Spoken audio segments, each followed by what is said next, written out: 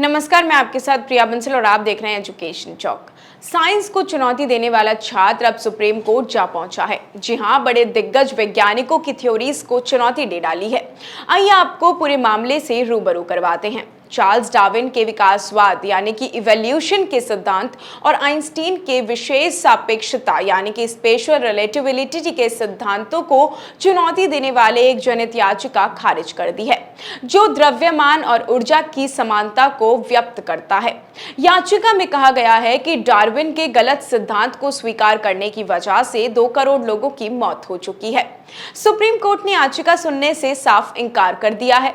दरअसल याचिका में डार्विन के प्राकृतिक चयन और जैविक विकास के सिद्धांतों के साथ ही एल्बर्ट आइंस्टीन के किसी पदार्थ के द्रव्यमान और ऊर्जा की सापेक्षता के सिद्धांत के सूत्र E=mc² को चुनौती देते हुए इन्हें गलत बताया गया है। आइए जानते हैं कि क्या है सबसे पहले तो डार्विन और एल्बर्ट आइंस्टीन का वो सिद्धांत।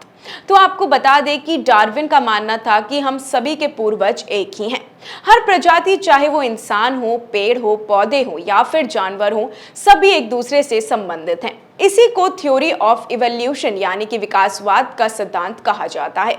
वहीं एल्बर्ट आइंस्टीन की थ्योरी ऑफ स्पेशल रिलेटिविलिटी को 2 पोस्टुलेट्स पर आधारित है। पहली, एक दूसरे से relative straight and uniform motion से चलने वाली सभी लेबोरेटरीज में the motion of bodies follows the same law of physics.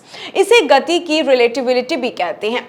दूसरी, प्रकाश का वेग हमेशा स्थिर रहता है और सोर्स और ऑब्जर्वर की गति का उस पर कोई प्रभाव नहीं पड़ता। वहीं अब ये भी जान लेते हैं कि याचिका में क्यों गलत बताया गया है, क्यों गलत याचिका को ठहराया गया है।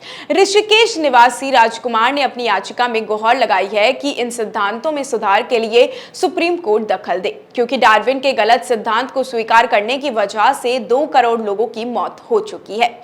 क्योंकि डार्विन का विकासवाद सिद्धांत कहता है कि सभी जीवित प्राणी प्राकृतिक चयन के माध्यम से विकसित हुए हैं, और एल्बर्ट आइंस्टीन का सिद्धांत कहता है कि द्रव्यमान और ऊर्जा विनिमय यानी कि अदला बदली होना योग्य है। ये दोनों सिद्धांत परस्पर विरोधी हैं और लिहाजा गलत हैं। सुप्रीम कोर्ट में जस्टिस संजय किशन कौल और जस्टिस सिद्धांतु धूलिया की पीठ ने इस याचिका पर नाराजगी जताते हुए सुनवाई से इनकार कर दिया है। सुप्रीम कोर्ट ने कहा है कि हम यहाँ न्यूटन या फिर आइंस्टीन को गलत साबित करने के लिए तो नहीं बैठे हुए हैं। बेहतर होगा कि याचिकाकर्ता अपना सिद्धांत खुद प्रतिपादित करे। आप कह रहे हैं कि आप विज्ञान के छात्र रहे हैं और आपने भी ये सिद्धांत पढ़ा है। आपकी दलील है कि गलत सिद्धांत पढ़ाया गया है। आपको ऐसा लगता है कि इसमें सुप्रीम कोर्ट कुछ नहीं कर सकता है। सुनवाई के दौरान पीठ ने कहा है कि याचिकाकर्ता इस सिद्धांतों को गलत बताते हुए एक मंच चाहता है, इसलिए यहां पर आया है। पीठ ने संविधान के अनुच्छेद 32 के तहत इस मामले पर सीधे विचार करने से इनकार कर दिया है।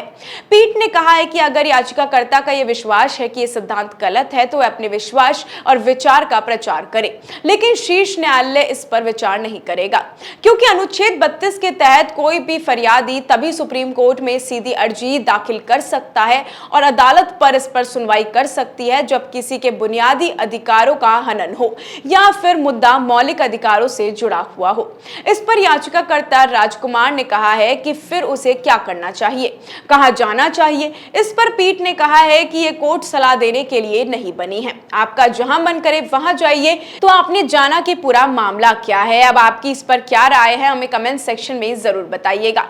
ऐसी और भी तमाम अपडेट्स और जानकारियों के लिए आप बने रहिए हमारे चैनल एजुकेशन चौक के साथ। इजाजत दीजिए, नमस्कार।